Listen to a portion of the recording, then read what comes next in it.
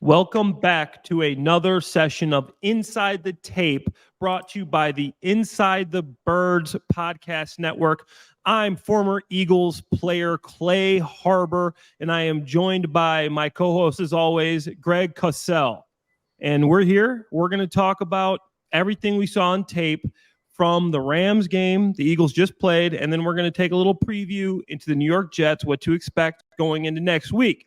So, without any further ado, without making you guys wait any longer, we're going to ask the man himself, Greg Cosell, who I would bet Greg probably watches more tape than anyone who isn't on an NFL team. This guy knows everything there is to know about the tape. So, Greg, after watching the film of the LA Rams, big game coming in. We already talked about off-screen. We thought it'd be more of a higher scoring game. It turned out to be 23-14. So what was your overview? What do you think when you turned on the film and watch the game for the first time? You know what, Clay? This might surprise people because everybody always wants to talk about Jaylen Herz, and deservedly so, and the offense. But believe it or not, I'm going to start with the defense this week. They held the Rams to 14, and obviously the Rams marched right down the field the first time they had the ball. And they did not have Fletcher Cox in this game, and they're trying to figure out, as we saw, who's going to be their slot corner, since three guys played there. And three guys played meaningful snaps. Bradley Roby ended up playing the majority of the snaps, and my guess is he'll be the guy going forward with another week of practice. Yeah. But I tell you what really stands out to me.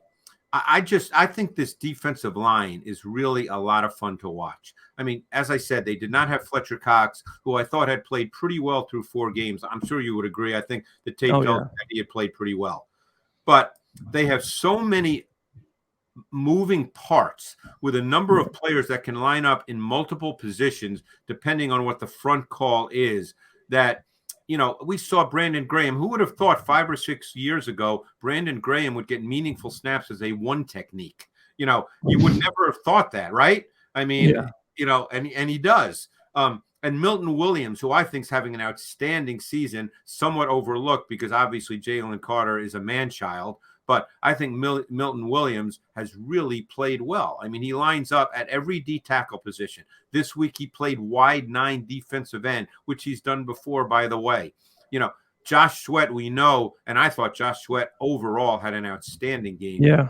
Josh Sweat can play defensive end and rush off the edge. He also comes inside and plays 3 technique or 4-eye. I mean, just the moving parts and the ability of so many guys to play multiple positions and play them well, it to me is a really important part of what they do. One thing that Howie Roseman has clearly done, we know he understands overall the importance of offensive line and defensive line, and that if those 2 units are really strong, that you pretty much can compete every week, even if certain other parts of either your defense or your offense are not playing at a high level that given week. No, absolutely. I think you're right there. And this D line keeps showing up. I was a little nervous too without Fletch because Fletch has been getting it done. But obviously, like you said, Milton Williams, Kentavious Street, a guy that got some good snaps 15, down there. 16 snaps. Great point. Yeah, I mean, he even showed up on tape. And obviously, Jalen Carter, flash as always, the nice sack there. And then Josh Sweat just getting pressure off the edge, even when, it's not showing up in the stat sheet this game, but he is getting pressure. Hassan Reddick obviously came back to form a little bit at the end of the game. He gets chipped by the running back.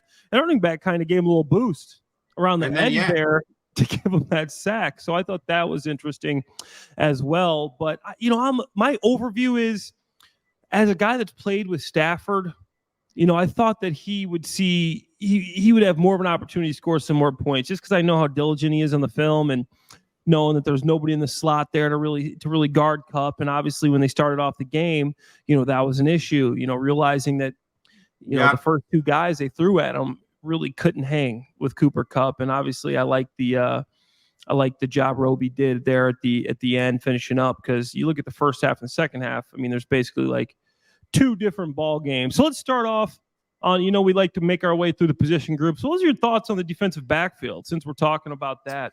Yeah, that was what happened there with the slot defender. Well, just before I say that, I'm sure your buddy Stafford is still kicking himself because he missed a TD to Atwell on 1st and 10 in the fourth quarter. That might have changed the game. It was 20-14 Eagles at the time, and the Rams would have gone ahead. And he's probably, knowing Stafford, him. I've met him, but I don't know him. He probably to this day, 3 days later, is still kicking himself over that one. Right down the middle of the field. Yeah. He just overthrew him on what would have been the go-ahead touchdown. Atwell had split the seam, and he just overthrew him. But anyway, Blankenship took a tough angle there. It wasn't a great angle by Blankenship, but Evans too. So Evans was slow to react. I mean, what it was an interesting route concept. The way they switched up 1 and 2, and Evans was slow to react to Atwell becoming number 2, based on the route combination. So he was clean down the seam, but. Anyway, so getting to your point about the secondary, obviously Bradberry was not comfortable playing in the slot. We know that. And I think they knew that too. I actually, believe it or not, he didn't play a snap in this game on defense, but I thought Josh Jobe had played pretty well. But I think in their overall schematics of the secondary, I think they needed Bradberry to play outside. Bradberry's just not comfortable playing in the slot. And so therefore, Jobe was going to sit, even though, like I said, I think the tape told you that he played pretty well. So then they had to decide who was going to play in the slot. They started out with Goodrich. He struggled, and it wouldn't surprise me if he's kind of out of the mix now. And then it became Roby and Ricks playing the majority of snaps. Ricks is a fascinating guy.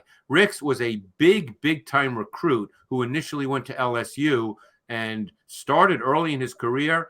I don't know what happened there, but he transferred to Alabama, played pretty well. I did his tape coming out, and I thought he was a legit prospect as an outside corner because he's long and he's athletic. But he ended up playing meaningful snaps in the slot.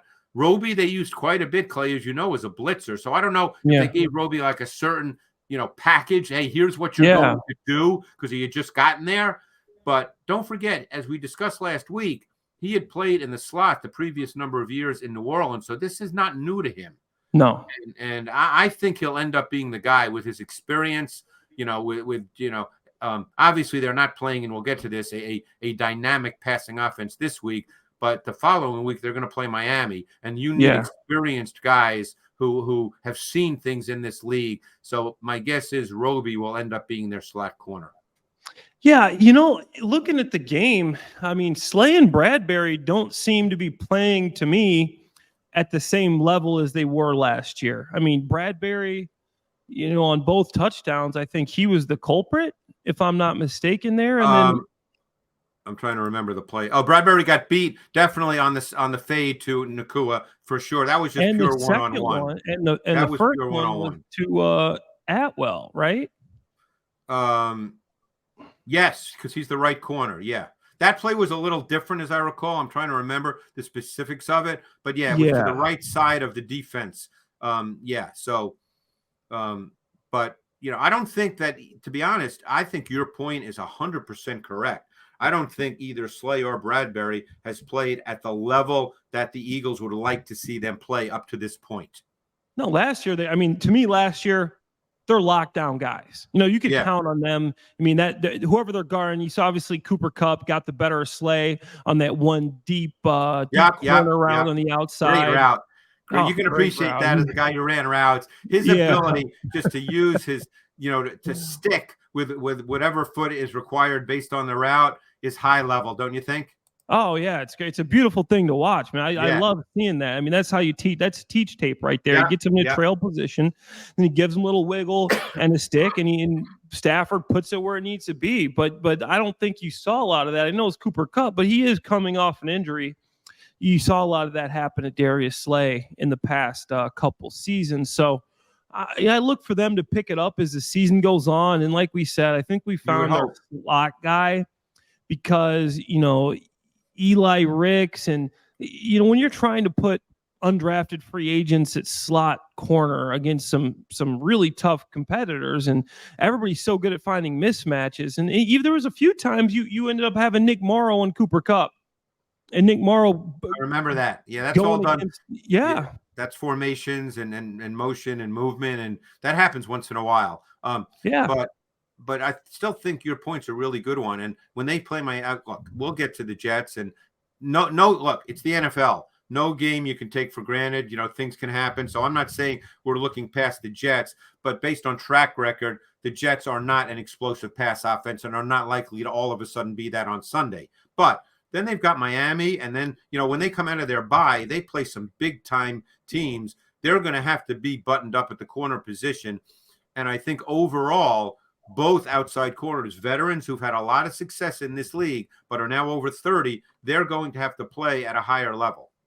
Absolutely. They're going to have to get back to, a little bit more of what we saw with them last year. And, I'm not sure exactly, what was the problem there, but the defensive backfield to me would say is the biggest weakness on defense. But we do got news that Nakobe Dean is back at practice. So, okay. Nick Morrow will probably take a little bit more of a back seat. But when you looked at the tape of the linebackers, obviously we talked about a couple of the tough matchups maybe they had. You have Nick Morrow, who had to eat a whole bucket of popcorn before that one ball that he dropped. His hands were awfully buttery to drop that pick. I like that. I like that.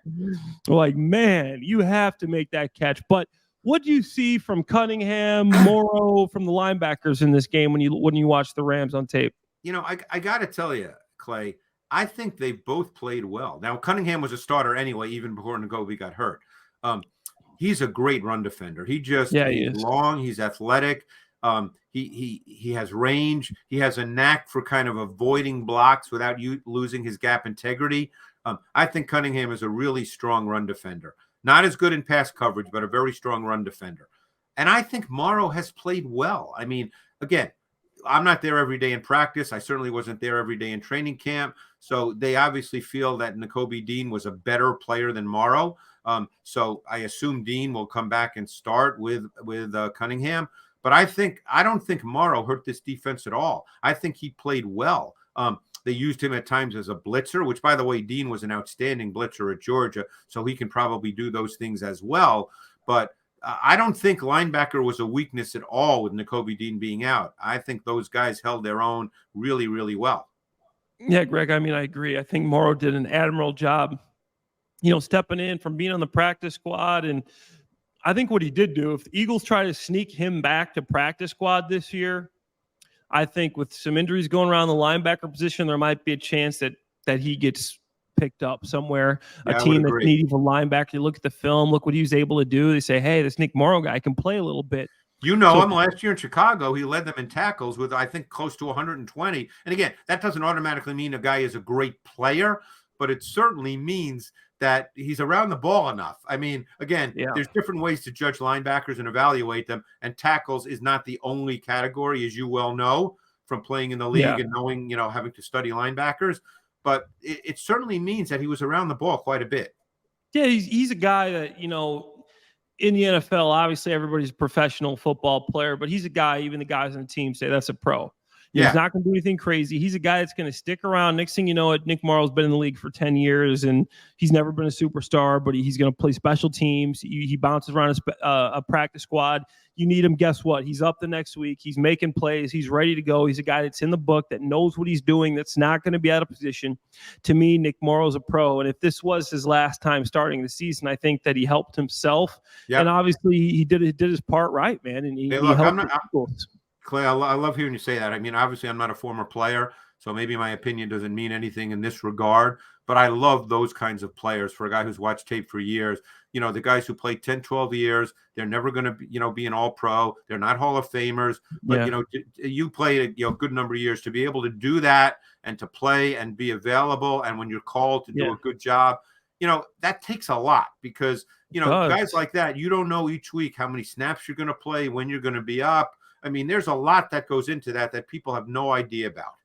The story I tell in that, to get off topic a little bit, Greg, is this reminds me of back in 2012. And, Michael Vick was our starting quarterback. It's early in the season. We were still playing well. And, we used to have barbecues at Brent Selleck's house after every Friday practice. So we get done with Friday practice. I left my iPad in the tight end room to download some plays because my Wi-Fi was down at my apartment right there in Packer Avenue on Penrose and Pattison next to the stadium there in Philly, the NovaCare complex.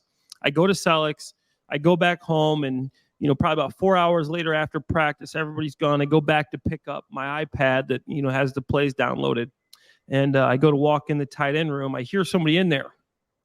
Open the door.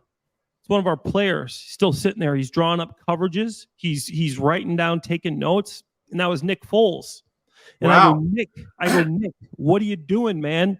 He's like, man, I just want to make sure that I have the game plan. And, I go, Nick, you're not going to play. This was at a time when Michael Vick was our starting quarterback. Nick Foles wasn't even playing. And you fast forward, a couple of years later, I'm in Jacksonville, and you hear about Carson Wentz going down, getting hurt, and, everybody in Philly, our season's over. We're so good. And I remember thinking, Nick Foles probably knows this offense better than anybody, than Carson Wentz. This guy's in the film room 4 hours after everyone's gone. And that was a Friday night, right? A Friday night. The custodians aren't even there, and this is a week he's not even playing. He's just in case. Those are the guys that, to me, people don't have any idea about those kinds of things. They see guys, and we'll get back on track here in a sec, but they see guys who are great athletes, and they think they show up and they play, and boy, I'd love to play a kid's game. You hear that all the time. They don't really have any idea what goes into this stuff. Absolutely. And, obviously Nick's career didn't turn out to be whatever, but he made himself a lot of money. He won the Super Bowl, was a Super Bowl MVP because he was one of those veteran guys that always got prepared. So anyway, but I think getting back to the secondary, and I think we've touched on it. I think that I'm not saying it's a concern, but I think it's just something to watch, Clay, as we go forward. Yeah, for sure. And now let's flip it to my side of the ball. The side of the ball, obviously as a tight end, I like talking about a little more, defense, but I like talking offense. Let's start up in the trenches. I thought they did a heck of a job. Obviously, you have Aaron Donald coming in town. This guy's big, he's mean, he's one of the best players in the NFL, in the defensive players in the league. And they kind of, he got in there in a couple run plays, but they kind of held him in check. So what did you see up front, Greg? I thought this was an interesting game. And this relates to Jalen as well. So I'll try to make this a combination point. I thought that they did get pressure. I thought that in this game, and while the numbers don't necessarily reflect it, because Jalen did throw for over 300, obviously made some great throws, but I think Jalen was very conscious of the pass rush in this game. And maybe it was because of Donald, maybe for other reasons. I think this year he's been a little quick to break down. Maybe that's the way he'll be. I mean, last year I thought he wasn't as quick to break down as he has been through 5 games this year. But don't forget, from the time he probably started playing football, he's been the best, if not one of the 2 or 3 best athletes on the field. And he's always known he can make plays with his legs. I mean, he did that in college. I mean, at Alabama, he did it a ton. He certainly always has that ability. He's done it in the NFL. So I thought there were times in this game where he was a little overly conscious of the term I use of perceived pressure that wasn't really there, but he sort of felt it, for whatever reason. And he broke down. And that made it seem, by the way, because there were a couple times he did that, Clay, where he ran for good yards and he made a play. But I think that made it appear at times that the Rams pass rush wasn't a factor, when in fact I thought it was a factor at times. It's just Jalen got out of there fast. Yeah, no, I agree with that. And, he did get out of there quick, but it was good to see him run, man, because, me looking at him, I did have some reservations. I go, he just doesn't look the same. He doesn't look like he's got the same speed. No, I agree. But he showed it in this game against powerful, the Rams. Isn't he? He's not sudden, but he's powerful.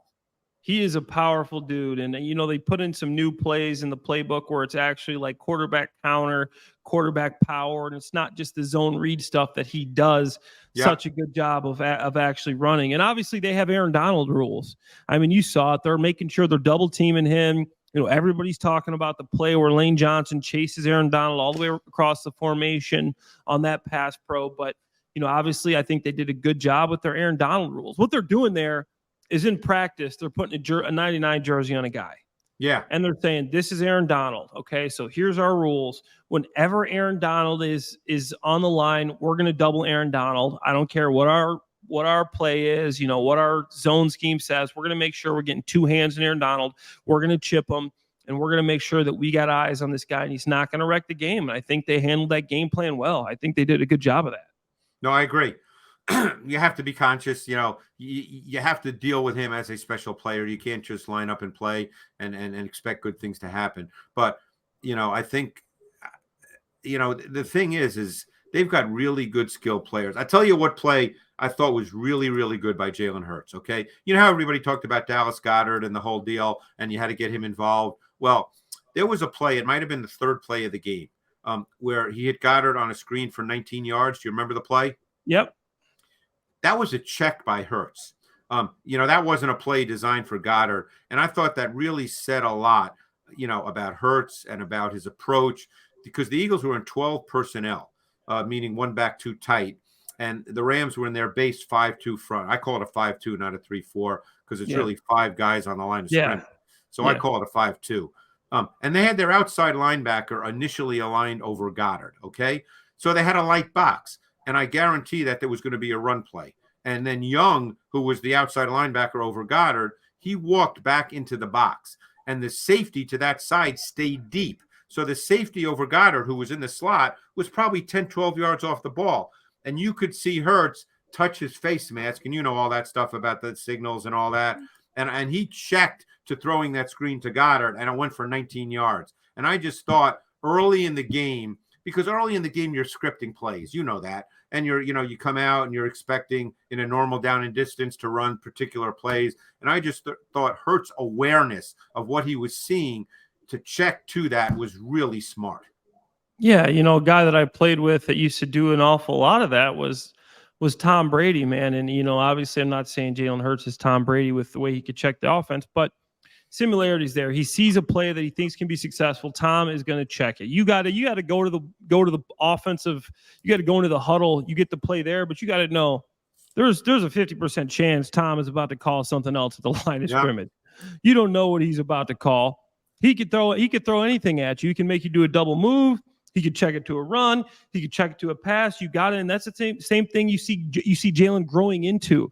He's growing into a guy that he can recognize coverages. He can recognize blitzes. He can see little tells and tips. And he's going to be able to change the plays to get them into the best possible play. So absolutely something you love to see. And then, moving from the offensive line to the guy in the end there, the tight end. I thought that Dallas Goedert did a nice job, obviously in the pass game and the run game as well. But it was good to see him get involved early and just be a big part of this offense, because you need him down the stretch. I thought. And I love the touchdown, the 6-yarder. I thought that was beautiful design. See, to me, that's a great example of coaching and understanding what you're going to get based on your formation and your route concepts. Because the way they built that touchdown, they knew what the reaction would be. They knew that in red zone cover 3, they knew that the route concept would expand the coverage to the boundary, and that all Hertz had to do was control the post safety to make sure he didn't slide over to Goedert running the little inbreaker, or more of like a very, very condensed post, and it's only 6 yards. And I thought that was beautifully designed and beautifully executed. Those are the kinds of plays, like the play we just mentioned, where you just see Hertz growing. He knew who he had to manipulate. Look, this. A lot of times with all kinds of different routes, when it's just a post safety, it's the quarterback's job to manipulate the post safety. Yeah. I mean, he's got to do that. The route takes care. The route concept takes care of other things. The quarterback has to manipulate and control the post safety. No, absolutely. And I thought he did a nice job. I also like that route that Goedert ran. That was kind of like a lazy little hitch route. He kind of lulls the linebacker to sleep. About the 41-yarder. Absolutely. And then you see a little hitch and go. That was beautiful. Lulled me to sleep too. I go, what is Goedert doing here? Watch tape. Oh yeah, that's that play. They got nice the big outside linebacker hecked on him, and I'm sure they knew that, again, that's the kind of play where I always think to myself, Clay, that they had to know what they were going to get defensive, because that specifically beat that. Goedert, I called it like a snag and go, because it was like a snag route and then he turned. But different teams, different coaches call it different things. But, the route combination to that side with Smith from outside to the boundary, running kind of a skinny, and then Goedert ran the snag and go. I feel like they had to know that they were going to get that coverage because Heck can't run with him. No, absolutely. And I think they tried to hit him with the quarters. There was something they knew, and that was a great find by Jalen. You see a guy wearing 97 trying to guard Goedert, you throw him the ball. So that was a heck of a job by him. Moving to the receivers, obviously AJ Brown, 125 plus yards for his third straight week. Quez Watkins, not a great game. Devonte Smith only has 6 yards. Are you concerned at all about anybody but AJ Brown, Greg, watching the tape? Yeah, I mean, look, I think we both agree that Devonte Smith is a great receiver. I think he is. I think he's a dynamic route runner. He's got an ability that I think is phenomenal in the fact that with his stride length, because he's got long legs, that he doesn't have to slow down or shorten his stride when he breaks. That's remarkable. They're going to need to get him involved. Look, obviously, I don't know A.J. Brown, so I don't want to speak about him, but obviously he likes to let it be known when he doesn't feel like he's getting the ball, whereas Devonte Smith doesn't seem to be that guy. And Brown certainly made it known a couple of weeks ago that, hey, you need to throw me the ball. And they've certainly done that the last 2 weeks. And he's a great receiver. No knock on A.J. Brown as a player. But I think just like you suggested with Goedert, I think that Devonte Smith's going to have to be a factor in this offense. It can't be one guy. Yeah, and I think you'll see more of that. I mean, obviously, looking forward to the Jets. We'll get into that, but I think they're 5th in the league with giving up a 77 rating to the wide receiver core. So you Sauce Gardner over there, you're going to know that you're going to have to use both your receivers. But I think you said it there. You're going to have to get that ball spread around a little bit more. And then talking about Jalen, finish him up on this game. I thought Jalen played a heck of a game. Running, throwing. Obviously, he had the interception. Heck of a play, man. The guy gets both feet down in the end zone there. Yeah. But, overall, I thought Jalen, 25 of 38, 300 yards, 1 touchdown, 1 interception, but he did have the 15 carries for 72 yards. And this guy just wins. As a player, that's a guy you want to go to battle for. He's running, he's throwing, he's doing whatever it takes to win. He's checking into the right play. He's just doing the right stuff. And for me, that's the guy that I want to play ball with. That's the guy that, I'm in the huddle. I'm looking at this dude. Yep. Okay, let's ride. So how did you think, Yeah, it's funny. And I would bet if you spoke to Jalen and got him to speak truthfully, I would bet he'd say that he's playing well, but that he can be better. And I think the tape shows that. And if I see it, then they all see it. Okay, I think that in this particular game, he was very reactive to opposing jersey color.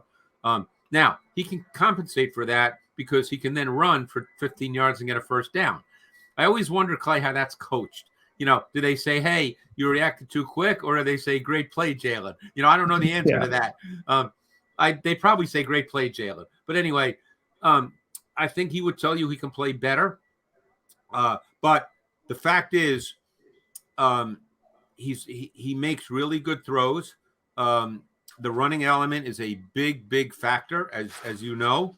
And, the winning part, that's always attributed to the quarterback, and this takes nothing away from Jaylen Herz. I mean, my guess is that he's a guy that people will want to come to Philly to play with. He's that kind of guy. There's no question about that.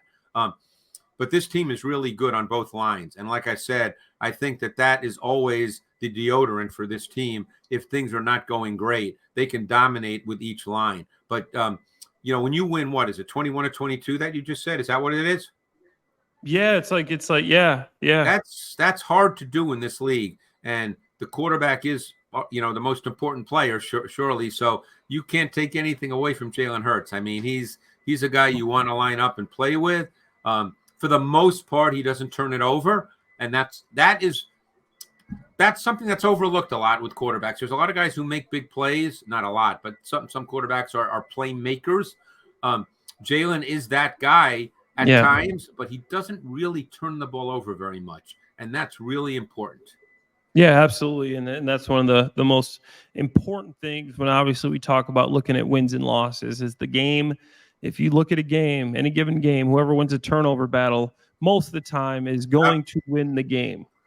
But looking forward to the New York Football Jets, Greg. Jets. You've gotten a chance to check these guys out. Yeah. What's your overall feel, vibe? Obviously, they're a team coming off a big win against the Denver Broncos. They still think they're a team that can, even with Aaron Rodgers out, that can make some noise in the playoffs. Zach Wilson isn't playing terrible right now. He was 19-26 last week, so he's playing efficient enough. So what's your take, your overall take, watching the film of the Jets? I think you have to start, Clay, with their defense. They're a really good defense. And in some ways, they're like the Eagles with their defensive front. They can roll 7, 8, 9 guys out there who are really good players. Really good players. And like the Eagles, a number of them are multi-positional along that front. So that's where you really have to start with this team. And I think after that, you got to look at their linebackers. They have as good a nickel linebacker duo as there is in the league in terms of athleticism, suddenness, explosiveness. Mosley and Quincy Williams, they are fast, active, rangy players. 2 sacks last week for Quincy Williams all over the place. Oh, man.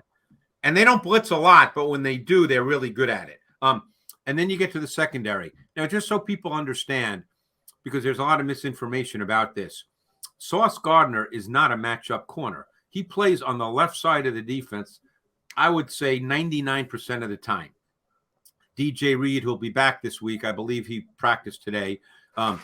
He's the right corner. So they go left and right. They don't match up. But Gardner's obviously really good. And DJ Reed last year in 2022 was a really, really good player. Gardner gets all the attention. Reed was really good. This is going to be a fascinating matchup on the outside in this game. Maybe one of the most interesting things to watch in this game is the matchup on the perimeter with Gardner and Reed versus Smith and Brown. And I think and Whitehead as a safety, very overlooked, probably underrated, and not by coaches who watch tape, but obviously not talked about by media and fans. But Whitehead is a very, very good safety. So this is a really good defense, not an easy defense to play against. It's a tough assignment. No, I agree with you there, Greg. This is going to be tough. DJ Reed and Sauce Gardner, strength for strength. Our 2 good receivers versus their 2 top-tier defensive backs. I'm really looking forward to seeing that matchup. But also, I think a guy that's capable of wrecking a game, obviously in the sense of Aaron Donald, like the Eagles just played, is Quincy Williams. Quincy Williams. You're talking about the D lineman? I mean, Quincy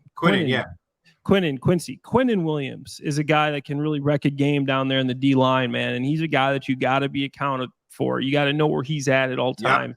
Not quite Aaron Donald, but if there's a guy that's a step below Aaron Donald, obviously you see Jalen Carter making a name for himself, but Quincy Williams, this guy's nasty. He's big. He can move. He can straight up wreck a game. What do you see on film with him, Greg? He's a really good player because he's that desirable combination, Clay, of quickness and power. He's super quick, but he's strong. And you're right. And then they've got a couple of other guys who are not well known. They have Bryce Huff, who is a sub-front edge pass rusher. And by the way, he's been used as a spy as well, and he's very athletic. You could well see that against Hertz situationally. But he is a dynamic edge pass rusher in their sub-fronts. And a guy I loved coming out of Florida State 2 years ago, and this year he's getting meaningful snaps as a second-year player, is Jermaine Johnson. He is a powerful, powerful guy. Speed to power is his calling card as an edge pass rusher. They move him around as well. So, John Franklin Myers, they've got a lot of guys up front, Clay. This is a really good defense. And, again, the problem is their offense. Their offense struggles to sustain, and therefore their defense ends up having to play far too many snaps.